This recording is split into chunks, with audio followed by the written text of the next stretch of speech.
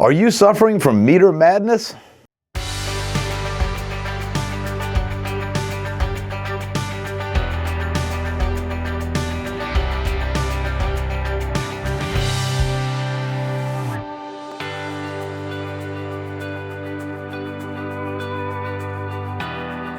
Hi, Chuck Bootall here, and thanks for tuning in for another When It Comes Down to It. In this particular episode, we're going to be talking about choosing a best thermohygrometer for the job. Now, this could be applied to any actual meter, but we'll be talking about thermohygrometer specifically in this particular episode. So, one of the things we're going to do is define a thermohygrometer. That is typically a handheld in our industry, but it could be a stationary thermohygrometer, thermo meaning thermometer, or measuring the thermal energy in the air or the heat in the air, measured in Fahrenheit, Celsius, Kelvin, whatever it may be. And then, of course, the relative humidity side of it, or the hygrometer. The G is in there because it's in its gas state, or the water vapor is in its gas state in the air, and you're actually measuring the percentage of water vapor in the air as compared to how much it can hold. So a thermohygrometer measures temperature, relative humidity, and will typically, in the other models, compute out things like vapor pressure, even vapor pressure differential. Now they're starting to compute out if you got two readings and have logarithmic. So you have a lot of ability with the features. So make sure it's what you need. First thing you need to do is define the best.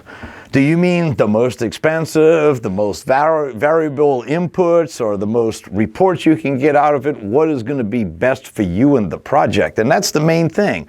So again, we're going to go always back to inspect and assess, which means what? Define the needs of the meter's use in the field or in the lab, wherever it may be. Once you define the needs of the project is the ease of use of that meter. The easier it's going to be to use, the easier it is for people to understand and navigate the screen. The most important thing about that is you're going to probably get more accurate readings. People are going to actually use the thing. So that's always something to really look into. Now, speaking of features and accuracy, speed and accuracy is quite important too. So that's kind of number 3 on your define the needs list. Go over them again. Define the needs. Number 1, easy to use. Number 2, how simple is it for you to get readings into a system? And then, of course, number 3 is how accurate the meter is. Now, the easiest way to figure out this type of system is use what we call the Benjamin Franklin close. It's list out every type of device you're thinking about across the top, and then list your needs down at the bottom, and then you rate it across, and of course at the bottom you will wind up with a winner and a loser as far as how many points each one scores. So we'll show you how to do that pretty simply, as you'll follow along as we talk about it.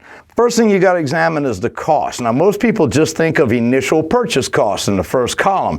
That's not it. You also have to look at speed and reliability as cost, because the longer it takes a technician to wait for a reading, you're paying that time.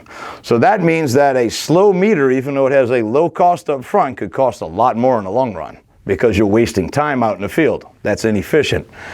Of course, the other thing too is how often does it eat batteries? What do the accessories cost? And about parts or spare parts costs, like additional probes. Thermohygrometer replacement probes is a big thing you're going to be using quite a few of. The second step down the list is that ease of use. So we're going to delve a little deeper into it.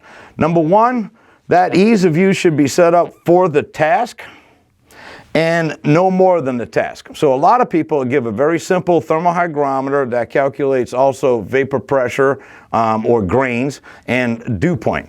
So the concept is it only has 4 numbers that it prints up on the screen, and you write those 4 numbers in your paperwork or input them into your software. It does no more than that, so there's no selection to be lost in categories, as I call it. Now, if you want something a little bit fancier than that, you're going to get that basic, and then you have the ability to change things like species of wood or temperature of the materials, probe types. Now, the thing about that is it gets a little more complicated, and there's a little more training for the operator. So it makes it a little more difficult ease of use, but gives you more flexibility. Third thing in that column is it highly adaptable. That's one of the things we're looking for. You know, if I got a meter and it's a specific purpose and it's inexpensive and it's reliable and it's good and I can give it to my base people and there's no problem, that's a great meter. That's the best meter for that job. But if I need a meter that's highly adaptable so I can go in and do a building inspection inside of walls, in wall floor cavities, in HVAC duct systems, checking temperatures of pipes, surface materials, thermal imaging for roofs, all of these type of things, then I'm going to need to set up something that's highly adaptable. So you got to check off one of those three underneath each meter to see how good it is. And then last but not least, of course, is lifespan, or kind of a return on investment type thing. First thing is, of course, how good of a quality is it? What's the type of construction? Is it very robust or is it very inexpensive? If you're looking for something high quality, probably going to cost more than something that's of low quality. Typically, that's the way it works. Also with lifespan is upgradability. You know, this thing works great for right now, but is it going to work for me in 3 to 5 years if I still need it and I'm going to pay some good money for it? And then last but not least is, will it work with an ATS, or an automated tracking system? In other words, a software package out there that's designed to record information from your meter and then upload into that software so that it can be graphed and displayed and distributed as needed. Those are all 9 important things to have, and you need to rank your meter 1 through 10 on each one of those 9 points. And at the bottom, you're probably going to come out with a winner. When it comes down to it, remember, define what is best for you first, the needs of the project. Make sure it's easy to use, it's accurate, and of course, it's going to be the best overall cost for the amount of time you're going to own that meter. As always, thanks for learning with RTIlearning.com, and thanks to C&R Magazine for distribution of the series.